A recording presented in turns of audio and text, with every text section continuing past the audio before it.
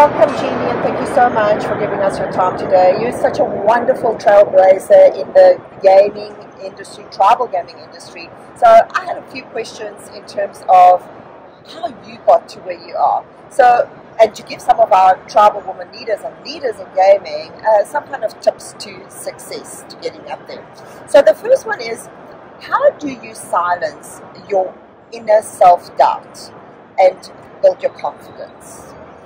That is an excellent question and always a work in progress. And one thing that I've learned as I've gotten older is to be kind to myself. To not expect to have a flawless, whether it's a keynote or presentation, to just be myself. If I stumble, if I have to think a little bit, if I have to come back with an answer at a later time, that's okay. Just to allow myself to be kind to myself and not expect perfection. And what that does, it shows your authenticity as well. Yes. That mistakes can be made, right? Absolutely. That we are not flawless. We're not expected to be. That's usually a pressure that I've put on myself, that nobody else has that expectation of myself. So that has really taken away a lot of nerves, a lot of pressure, and allowed me to really enjoy. So Jeannie, what do you do to nurture valuable connections? I think the hardest struggle that we have, especially in a busy world, is giving what's most valuable to us, which is our time. Wow. And not only just meeting, but listening and hearing, and just being there to be present.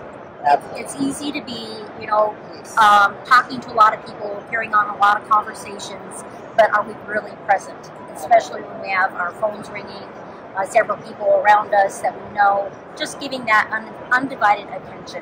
And it doesn't matter who the person is, whether a very senior chairman as opposed to maybe even a vendor, Absolutely. Right? Absolutely. So Jeannie, what advice do you have for women leaders to advance in their careers? Well, I think it's very important that we surround ourselves with other women that are going to build you up, that are going to allow you to be vulnerable and share some areas of weakness that you might feel, to give you some positive feedback on where we can improve, to look at our strengths also, but that are really there to build you up and to support you. I think that is very important. And I'm glad to see that there is a lot of that taking place in the tribal gaming industry. Absolutely. And when you mention women to surround yourself, for me in the tribal industry, it's also been men. Men have been good cheerleaders of mine. What about criticism? Do you receive any criticism? I try not to. but I try to look at it, first of all, consider the source and the motive behind it.